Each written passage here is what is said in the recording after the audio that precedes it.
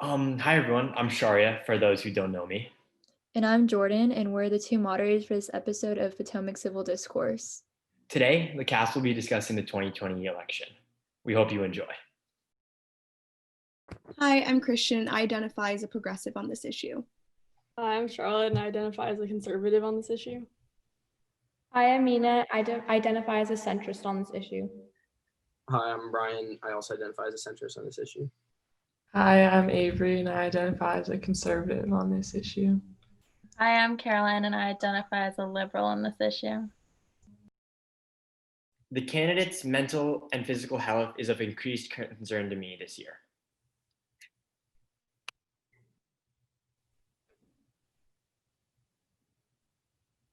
Yeah, feel free to start. Okay, well, it looks like we all kind of agree with this one.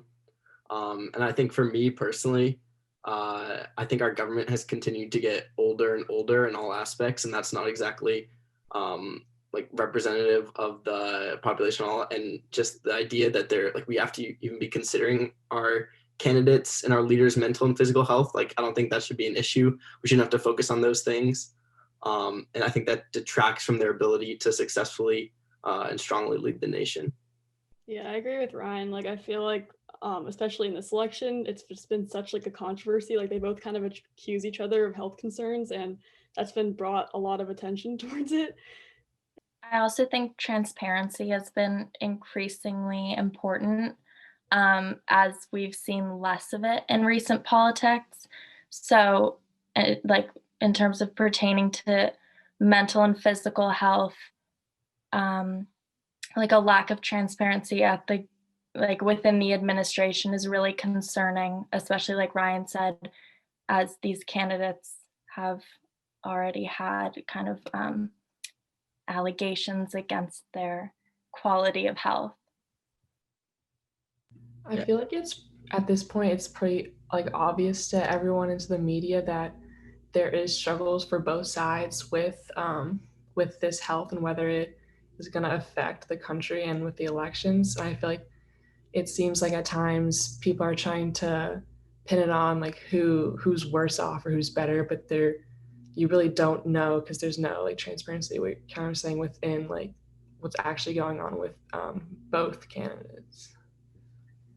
I think Caroline brought up a good point about and Caroline and Avery both like talked about good points about the transparency, because we're seeing that a lot where, especially from like the president, there's a lot of like they're not releasing like when he's getting tested, like what his results are and things like that. And then meanwhile, like the vice president is like traveling across the country and going to like huge rallies, and it's just I think it's irresponsible, and it detracts from like the larger issues at play. And it also like diminishes like a national pandemic that we're in, when it's like you need to be aware of like your health status. So I think, yeah, definitely it's increased concern this year. The next statement is the Electoral College should be abolished.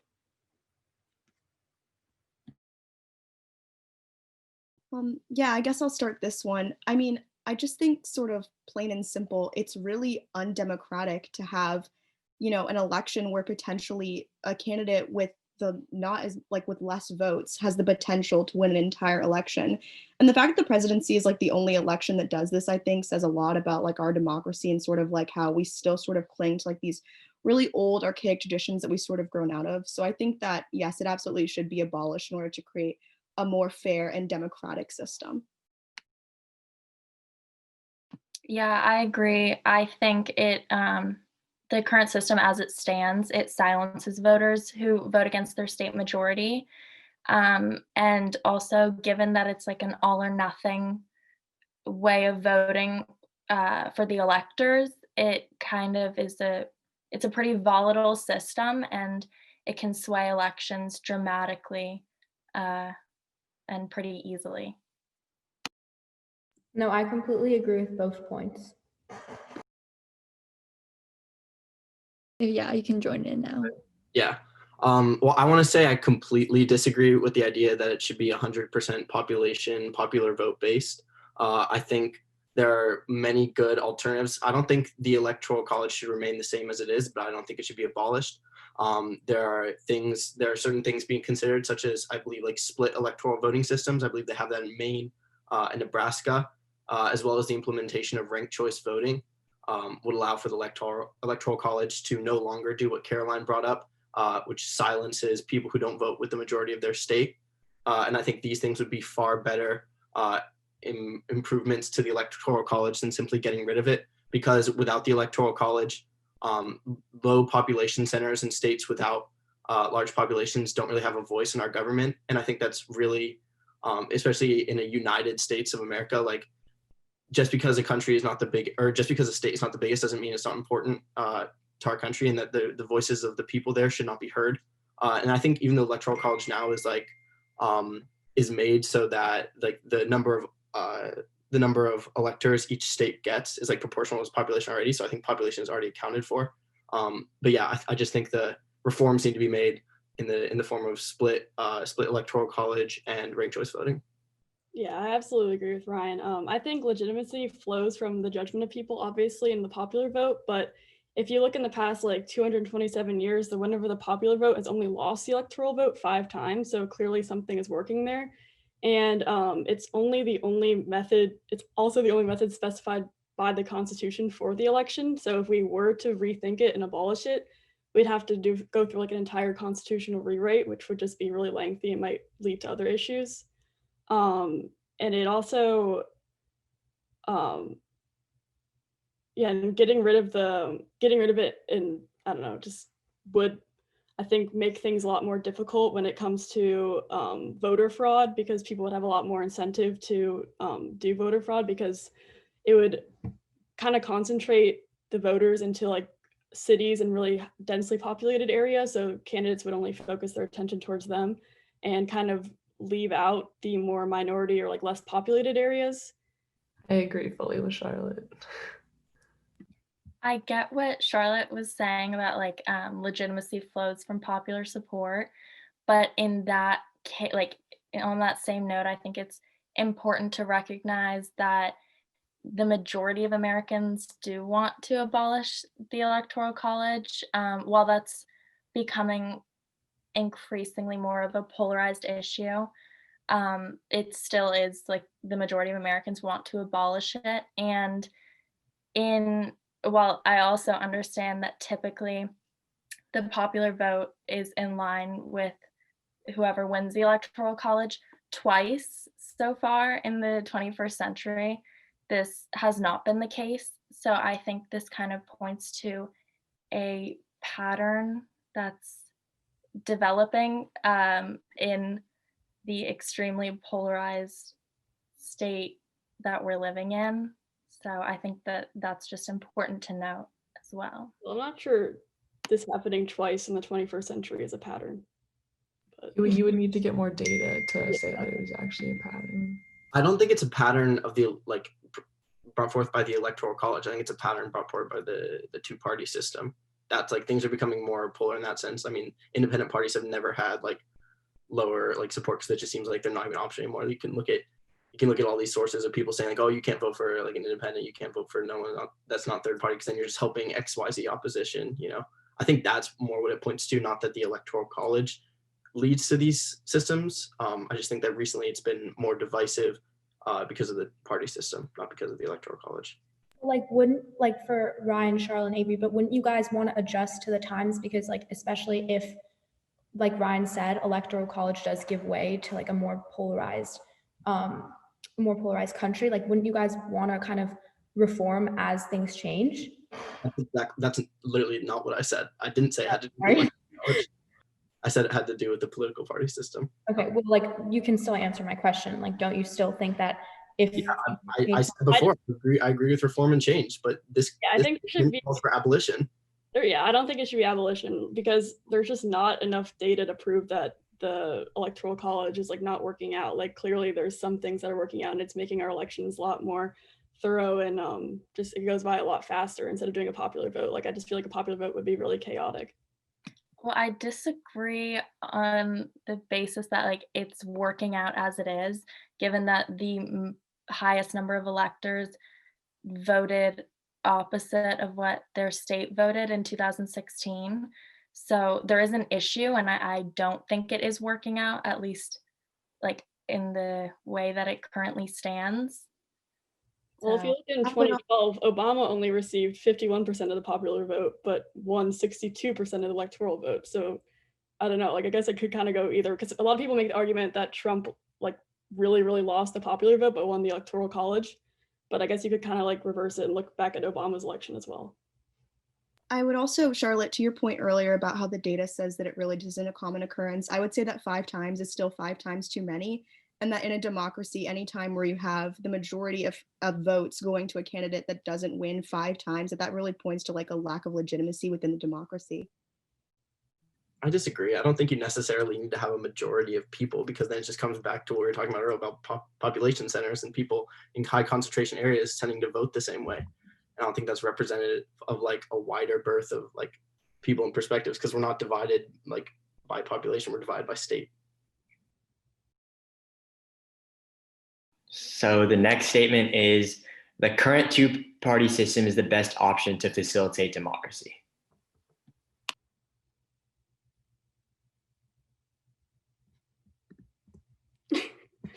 Okay, well, the way I see it is that I think that it might not be the most fair or like inclusive way, like democratically, to include more people, but honestly, I think it's kind of worked out for our country in the way that we give out legislation. And yeah, I just think it's a lot more effective. And honestly, if lesser parties had more of an influence, I feel like a lot of our government, things couldn't happen as quickly. And I feel like we were able to respond to things faster because we don't have to deal with a lot of those like other opinions. And if more power was given to smaller parties, I feel like it would honestly lead to more of a minority rule than a majority rule. Yeah, I kind of have like 2 main points that came to mind. The first was what Charlotte was saying, how it just makes government more effective, having it concentrated in that 2-party system. And also just the fact that it's more simplified. You kind of have to look at it on the basis of who has a better platform and who can lead the country better. And I think that even if there were more like independent parties, it would still trend towards the majority of people looking at the 2 main party systems that we have now. All right, the other 4 of you who disagree, you guys can join the conversation again. I had 2 takeaways based off of this one. The first one is that I saw this as asking about facilitating democracy. And for me, democracy means better representation for more people, which is something that's clearly not provided in our current 2-party system, because they're very limiting. And even worse than that, they're limiting, they're pushing to extremes, which is leaving a lot of like moderate centrist types making a choice about defensive voting and things like that. And then the other thing you talked about was making it more efficient, because you have to like pick one side or the other. But I think we shouldn't be encouraging that, because that's like sacrificing what people believe in. And I think instead we should be prioritizing coalition building. And in fact, if there's more parties, they'll be forced to build coalitions and work together, which I think would actually end up being more helpful, considering if you see like how divisive our current government system is with these 2 parties who basically refuse to work together on anything. So I think with more parties would come more coalition building, would lead to a more productive government. I think it's hard to have 2 parties work together who have quite opposite viewpoints. It just doesn't, you're not going to have effective outcomes if you're not going to have to compromise on every single issue at hand, basically. Yeah, I just think that if you merge a lot of parties together, you'd have to balance out a lot of interests. And I just think that could lead to a lot of issues. And especially because I feel like recently people have become a lot more polarized in their opinions. Like no one's going to be willing to settle for what the other party thinks. well, merging parties is kind of what's happening now. Like we should have more, or I think we should have more of a spectrum, because the current 2-party system requires voters to conform to like relatively rigid party platforms for their vote to really be impactful. And voters on the fray of a political party will feel pressured to vote for one of the 2 major parties. And as the country becomes more polarized, we're seeing more often people are voting more so against the candidate that they dislike rather than for a candidate that they support.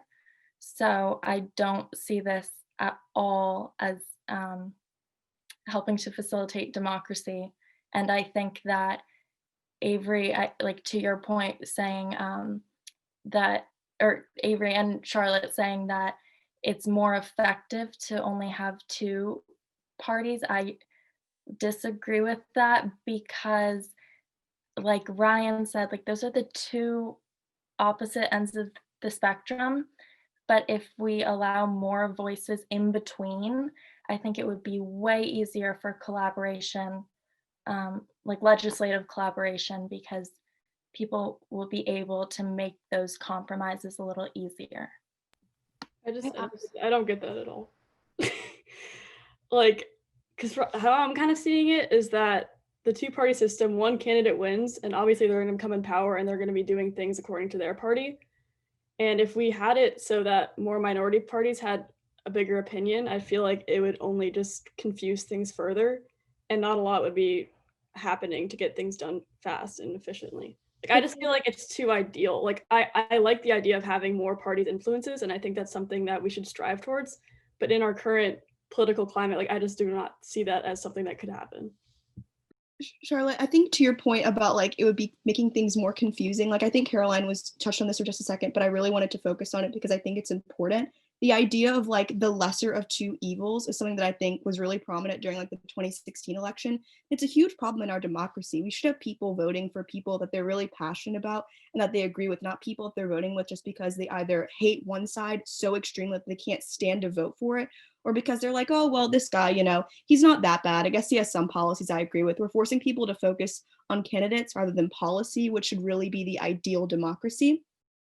And I think, Charlotte, to your point about this being too ideal, I think you're right. I think that like our system has, shout out to CompGov, I think our system has like sort of like forced this two-party mentality, obviously. Like, I mean, that's just sort of the nature of it. And I think obviously it's going to take like a lot of systemic reform before we can really get to like the point where we're like, all right, we're having like third parties, like coalitions, all of that. I have one point about how people are like voting against like who they don't like. I think one of the issues is people are not necessarily focusing on the policies and the viewpoints that the candidate has. And many times I've seen instances where people don't even know why they don't like a candidate. They just don't like who they are as a person maybe, but don't actually aren't against their policies and don't even know their policies. So I think that in order for that to happen, people really need to educate themselves on what that candidate stands for rather than just looking on the surface at the way they represent themselves. And if that makes sense. I was just thinking about going back to, we were talking about the two parties working together, and then that like the argument that is a better solution than having more voices where you can like use arguments to gather support because people are less defined by their rigid boundaries. And it made me think of the Kavanaugh hearing, and I just pulled this up. It was basically like a perfect party split, and I didn't think at any point it was going to be anything other than a perfect party split.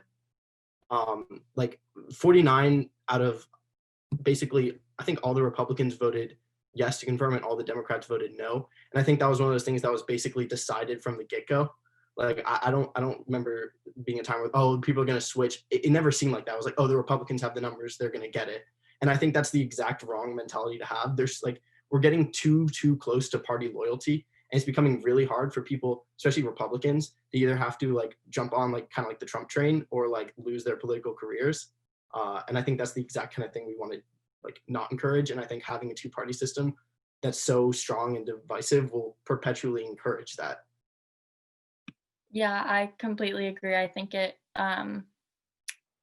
forces politicians to like act in a way that is appealing to their voter base, which I think is inherently very problematic.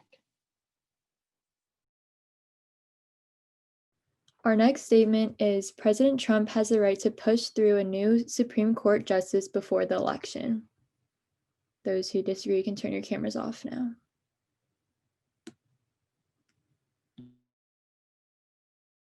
I guess I agree more from like a constitutional point of view. Like it's protected for a president to be able to select a Supreme Court nominee. It's just whether or not the Senate backs it, which I think is fair. I mean, I know there's controversy around the fact that the Republicans kind of shot down Obama from choosing a Supreme Court justice until the election, but I feel like ultimately it's just a constitutionally protected right. Yeah, I agree with Charlotte. I think this question is interesting because, like, yes, Trump does have the right, like, constitutionally to do this. Does that mean he should? I don't really think so. I think that Ruth Bader Ginsburg's dying wish should be honored, pushing politics aside. But yeah, he does have the constitutional right to do so.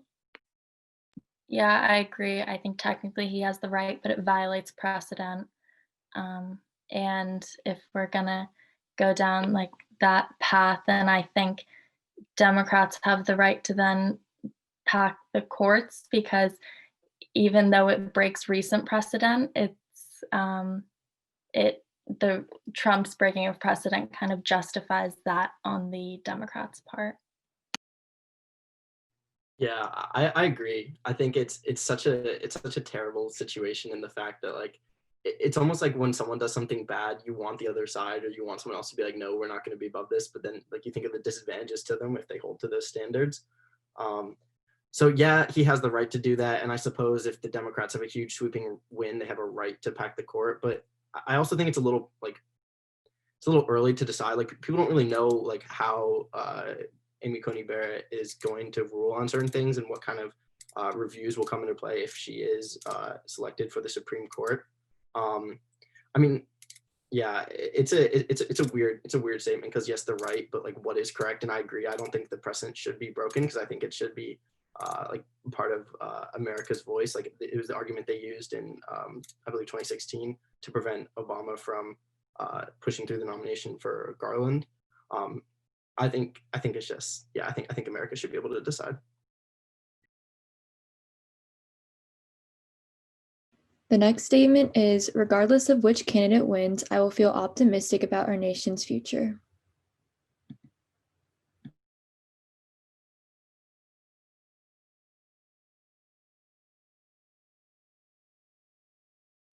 You want to take this one first, Mina? Sure. I mean, I wouldn't say optimistic is the right word, but I don't think like all will end and like America will like plummet to the bottom and like we're all gonna die if Trump or Biden wins. I mean, Trump has been president for the past 4 years, and yes, he's done a lot of very interesting things. But I mean, I can't really speak to anybody else because this has just been my experience. But for the past 4 years, like in my family, nothing has changed very much. And so I honestly like, in my experience, I would say like if Trump wins, yes, I would probably be pretty upset about it, but I wouldn't like say that I'm gonna like everything's gonna like turn bad all of a sudden. That makes sense.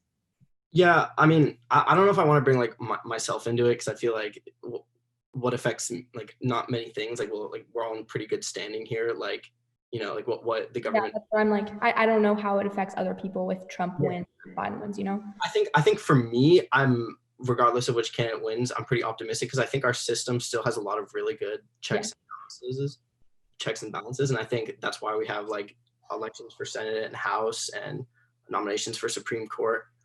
So I've never thought the powers of the president are absolute, and I never thought the president totally defines the course of our country. So yeah, I think regardless, like we'll be okay. I think, yeah. I think it's okay, but I'm not optimistic, if that makes sense. Like we'll be fine, but I'm not like looking for it. I have a lot of faith in America. I think we are on a lot of very good paths in so many fields. And I think just to like say that just because we have a leader who like maybe half the population doesn't like, that means like our country is like not going to succeed or not do well. I think kind of like narrow, like limited vision of like what's going on in our country. No, yeah. If everyone else wants to join in now. I can go. I think that one issue right now is that there's so much like almost hate between the parties that whichever side does or whatever candidate does get elected, that there's going to be a large amount of people who are very unhappy with the direction that things will be going in, especially considering that the viewpoints are very different between parties. And like although many people do not like the things that Trump has done for our country, I personally believe that he has been one of the best and most effective presidents that our country has had. And I think that that is the direction that I personally like our country going in. And so if Biden gets elected, it will then kind of take away some of that and then move it in the opposite direction, which will then make many people in the Republican Party not as optimistic for how the country is progressing. Yeah, I guess I looked at this more as like less of like which candidate wins, but kind of the way that society will react. Like I feel like this election more than any other one has really polarized people, and there's been a lot of like hatred. It's like if you agree with one political party, people kind of criticize you just based upon that. Like I know as a conservative, people will label me as like homophobic or racist or like sexist or all those kind of things. And I just feel like that's just completely not true. And just because you might identify as a conservative doesn't mean you agree with what Trump's saying. Personally, like I don't really agree with a lot of what Trump does, but I still identify as a conservative. And yeah, I just think it's become just a massive issue that people are just attacking people based on their like political alignment. I think there's a huge issue with labels that need to go away. Well, I think on one hand, you have a relatively moderate candidate that has been labeled by the right as a socialist, which is completely inaccurate. And on the other hand, you have somebody who has proved to be very polarizing, as like if you look at the past 4 years and what's happened. And then to touch on like the urgency aspect of it that Mina and Ryan were talking about, I disagree in that they're like the United States isn't gonna kind of go in like a really wrong direction really fast. First of all, global warming, we are like past the time to act. And I think it's to not listen to scientists as the current president is doing and like support that stance is kind of willfully ignorant. And that's super problematic because this affects everybody, and people need to, I think, take a step back from kind of like only caring about the economy and like focus on global warming, and also like in terms of civil rights and human rights and like racial conflicts in the country. Like I think that's super urgent too. And it kind of feels like the current administration is taking the stance of like, who needs human rights when the Dow is down? And I think that's so unacceptable on so many levels. So no, I would not be optimistic if Trump gets reelected. And I get that like what Ryan said is like there are systems in place to put checks on the president's power, but we don't need checks right now. We need action, like quick action. But I think that action needs to be in a particular direction, and it's not the one we are currently going in right now. Yeah, I completely agree with you, Caroline. I think that in terms of, well, first, I think to say that this election will have no impact on your life, no matter which way it goes, to be honest, I think that's a show of privilege. I think there are a lot of minorities and working class people in this country who are very afraid of if President Trump wins re-election. Like, I think that is a genuine fear. I know it's a fear of mine as a Black woman. But just going on, I think that Trump honestly represents a danger to this country in lives, not even in like right now. His handling of the coronavirus pandemic has been atrocious. We've had 200,000 Americans die. And yesterday, the White House chief of staff said on CNN that they have no plan to try to stop the virus. They're going with this whole idea of like herd immunity, which necessarily isn't guaranteed and is going to result in a lot more people dying. However, on the other hand, we have a candidate who has a plan to actually address this pandemic if he gets into office. We also have with Trump the sharp rise of white supremacy and hate crimes since 2016. He has emboldened white supremacists. He's telling white supremacy and militia groups to stand back and stand by. Like, he's a very clear threat to this country and a very clear danger. And no, I will not be optimistic if he wins. If he wins, it's a very clear, like, I'm honestly afraid, to be honest. I'm afraid. I think plenty of minorities support Trump, so I wouldn't necessarily characterize the whole group. Yes, there are minorities who support Trump. However, he's also threatened to do things like slash healthcare for LGBTQ plus individuals. Like, there's a lot of things that he's done for minorities that haven't been great. I don't think we can take like statistics of people who do support him like as necessarily valid. Not to mention there are a lot of demographics like Black voters who are pretty heavily against Trump and have consistently been during his presidency. I just wanted, oh, sorry, Ryan. Oh, you can go ahead, but I just wanted to clarify that, like, when I said that, like, in my experience, it's exactly because of that, because I know that there are so many, and I am like really thankful to be in this position where whatever happens in the election, like, will not affect me greatly. But I just kind of wanted to clarify, like, that's why I'd said from my perspective, because I know that there's so many people that will be impacted greatly, like as Christian said. And like to Caroline's point, to be honest, I didn't really think of global warming, climate change when I had heard that issue. And like now that you say that, my opinion's completely changed. So I want to like thank you for, because I didn't really think about that part of the argument. And I think that's very true that a lot of people immediately think of the economy. And like that's kind of like what I first jumped to is like economic and like kind of what Ryan said, like checks and balances. So like that's what I wanted to.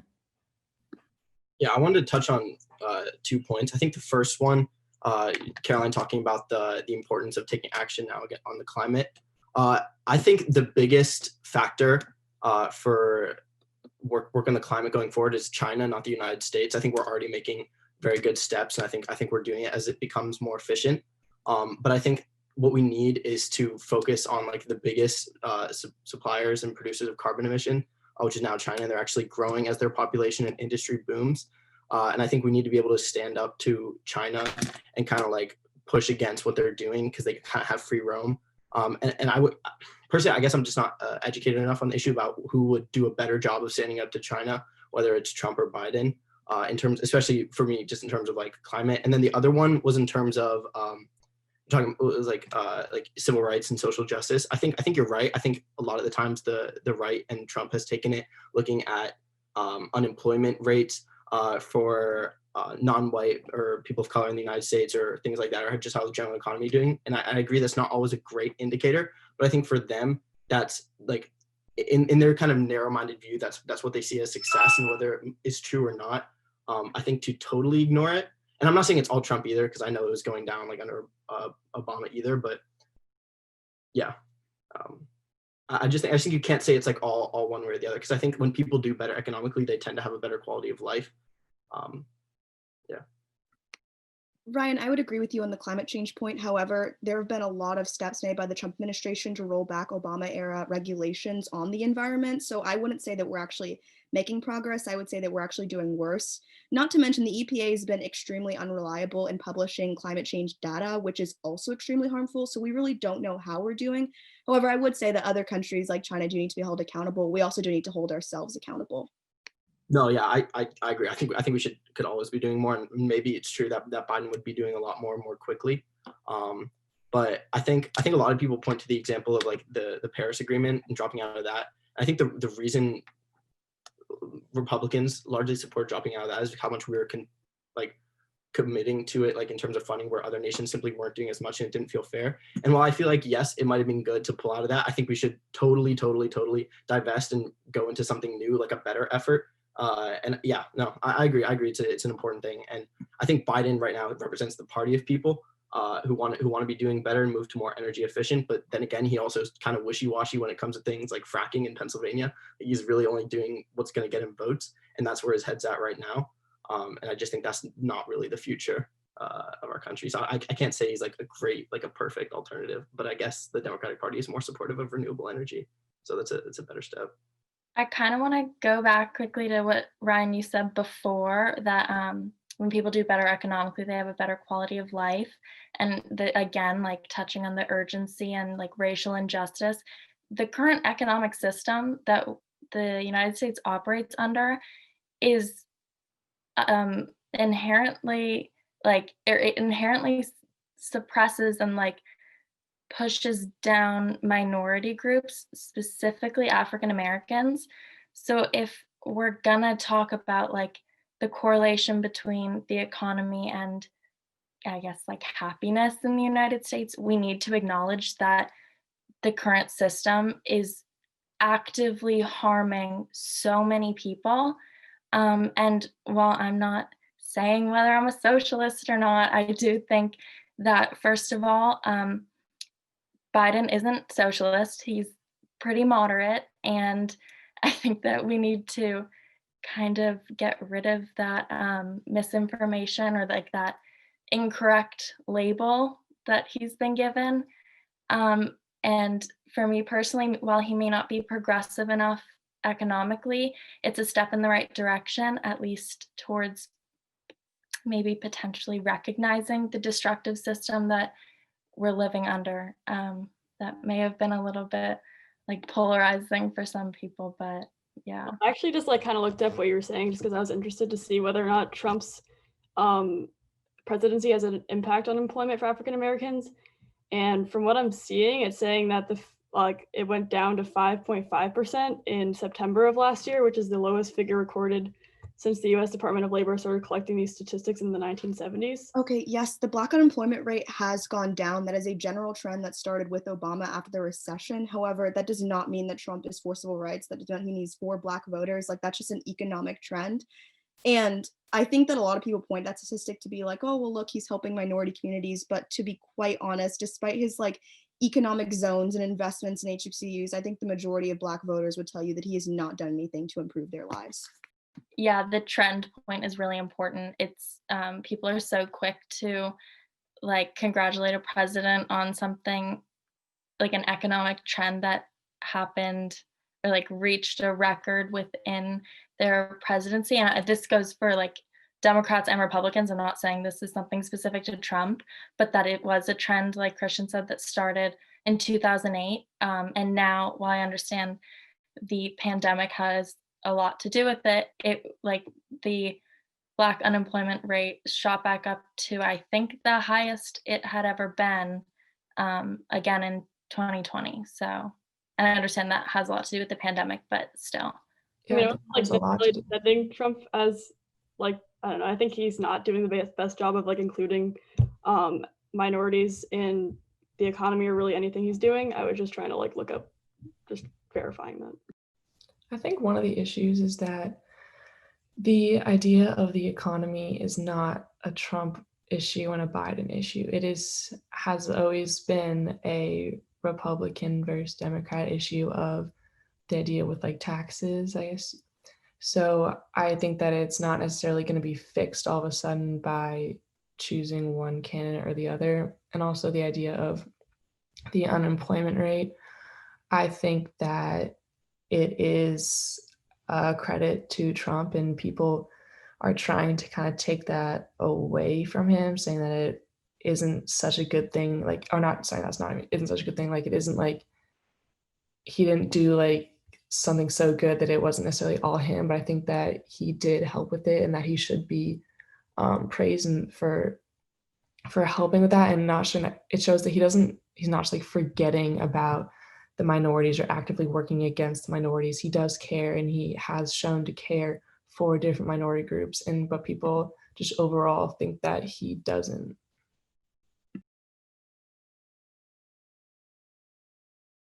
The last statement is, I feel like today's discussion helped destigmatize my position on this issue, or I feel as though I understand the other side's position. Yeah, I mean, I feel like it was nice. Oh, sorry, Christian. I feel like it's nice just hearing an opinion outside of like your own beliefs or like kind of like the political party you align yourself with, because it's easier to understand hearing kind of like personal stories, but also to hear just like contesting beliefs, and because it might kind of make you change the way that you see some things. So, I don't know. Yeah, I absolutely agree, Shaurya. I think this was a really productive discussion. I think often a lot of us get into like our own little echo chambers with like our friends and our family and things like that. So it's kind of good to step outside of that.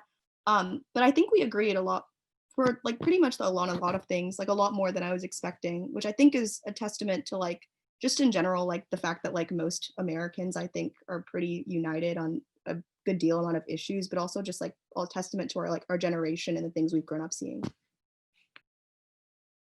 Yeah, while I definitely don't agree with like everything that was said, it did definitely help me understand the other side more. So I think one of the main things to kind of remember is how like everyone agrees that both parties have some like issues that they don't necessarily agree with.